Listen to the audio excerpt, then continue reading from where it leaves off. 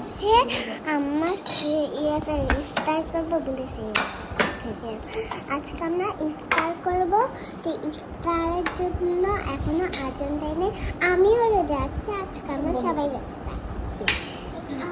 আমার আপুও রোজা রাখছে, কিন্তু আমি একটা রেসিপি বানাইছি, সেটা আপনাদেরকে পরেই বলবো। সেখানে আমার আম্মু বানিয়েছে কাস্টার্ড, আর এখানে বিরিয়ানি, আর এখানে হচ্ছে আমি নিজে হাতে বানিয়েছি।